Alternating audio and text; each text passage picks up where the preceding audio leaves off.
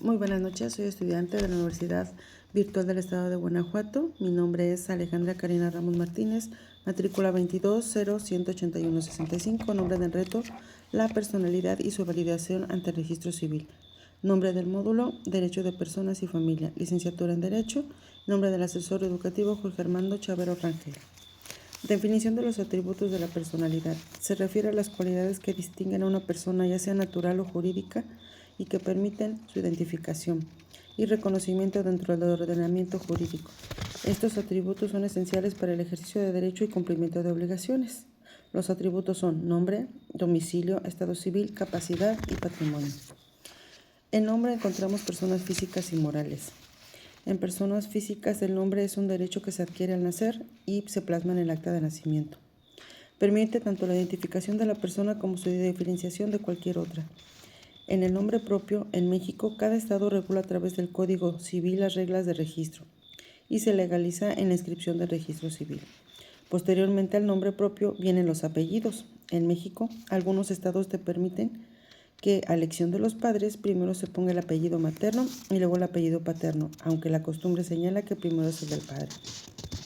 Existe rectificación del nombre ante la misma Dirección General del Registro Civil, esto por correcciones por nombres extravagantes o ofensivos o errores muy obvios. Otro caso de cambio de nombre es el cambio de género, en el cual el acta de nacimiento se generará como nueva. En la situación de personas morales, en relación a sociedades, este atributo se le conoce como denominación social y requiere de la autorización, en el caso de México, de la Secretaría de Economía. Obtienen su nombre en el acta constitutiva que las crea y la personalidad jurídica se obtiene con su inscripción en el registro correspondiente.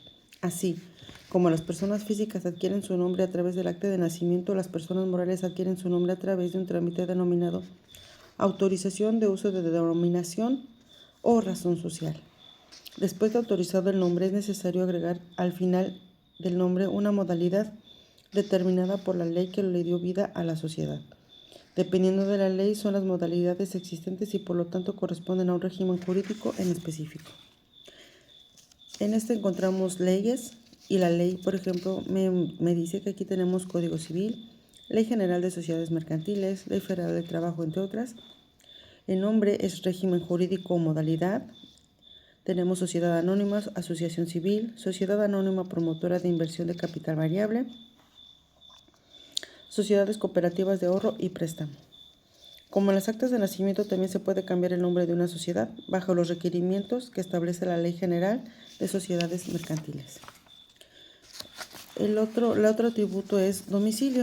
Toda persona física o moral debe tener un domicilio, ya sea en el caso de las físicas, donde habita, o bien en el caso de ambas, donde tienen el principal asiento de sus negocios, siendo este atributo de vital importancia, ya que implica la posibilidad de localizar a una persona para requerirle el cumplimiento de alguna obligación. De acuerdo al artículo 28 del Código Civil dice, el domicilio de las personas físicas es donde reside habitualmente y a falta de el lugar del centro principal de sus negocios. En ausencia de estos, el lugar donde simplemente residen y en su defecto, el lugar donde se encontrasen. El artículo 10 del Código Fiscal de la Federación define el domicilio fiscal en personas físicas. Cuando realizan actividades empresariales, el local donde se encuentra el principal asiento de sus negocios. Cuando realizan las actividades señaladas en el inciso anterior, el local que utilice para el desempeño de sus actividades. En personas morales, cuando sean residentes en el país, el local en donde se encuentra la administración principal del negocio. Si se trata de residentes extranjeros, donde se encuentra el local de la administración principal.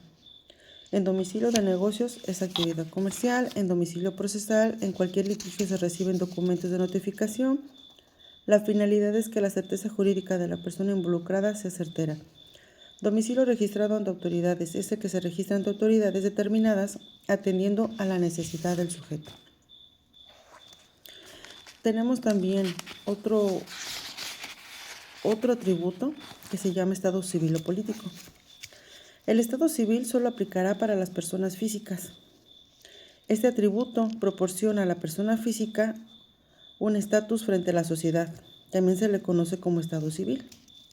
Nos muestra las cualidades que poseemos en relación al matrimonio, como es soltero, casado, viudo, y en relación familiar, padre, abuelo, hijo, dependiendo del lugar que tenemos, entre otros.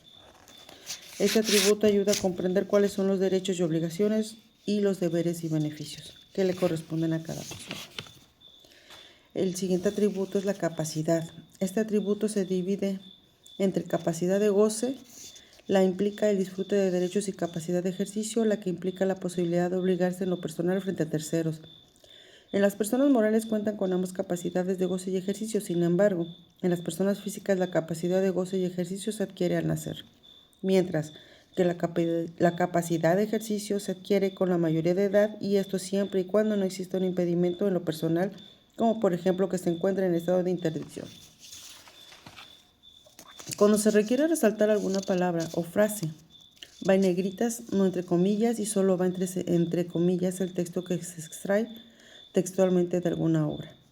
Se puede decir que en México casi todas las personas tienen capacidad de goce, sin embargo existen limitaciones, ejemplo los extranjeros que no podrán comprar bienes inmuebles en las costas mexicanas. Dependiendo de su función, se prohíbe a ciertos funcionarios trabajar en la iniciativa privada por determinado tiempo o por parentesco en el cual no se permite una albacea, o adquirir bienes del incapacitado.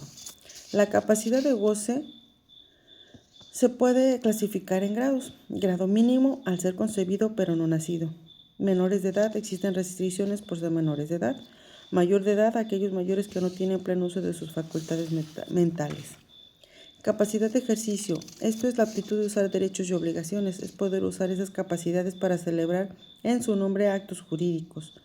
Pero al igual que la capacidad de goce, pueden existir incapacidades, las cuales también podemos clasificar en grados. Grado mínimo, al ser concebido pero no nacido. Menores de edad, existen restricciones por ser menores de edad. Menores emancipados, en el cual solo existe una incapacidad parcial, ya que pueden realizar todos los actos jurídicos, pero los menores deben ser representados en un juicio, y lo cual es necesario por un tutor. Mayores de edad, aquellos mayores que no tienen pleno uso de sus facultades mentales. En nuestra legislación, existen 3 figuras que sirven para ejecutar actos legales a nombre de otra persona. Número 1. Representación. Se da cuando por mandato de ley una persona se le otorga la facultad de actuar a nombre de un incapaz.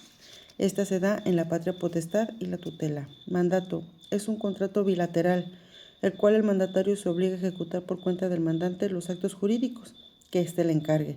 Esto de acuerdo al artículo 2546 del Código Civil. ¿Y el de poder?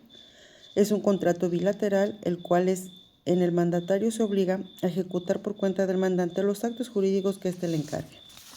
Esto de acuerdo al artículo 2546 del Código Civil.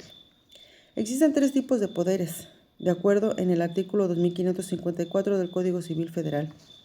Poderes para pleitos y cobranzas. Aquí nos autorizan para representar en toda clase de juicios, asimismo para poder efectuar cobranzas. Número 2. Poderes para actos de administración. Este tipo de poderes facultan a los abogados. Número 3. Poderes de dominio. Este tipo de poder brinda la capacidad de goce de los bienes en cuanto a los derechos. También encuentro el otro atributo que se llama patrimonio. Y este atributo de la personalidad es el conjunto de bienes propios susceptibles de apreciación pecuniaria, esto como definición clásica. Sin embargo, también se ha manejado por algunos doctrinarios el patrimonio moral, como puede ser el decoro, la reputación, fama pública u honra, y del cual se pueden derivar acciones relacionadas al daño moral y ser consecuencia a una sanción pecuniaria.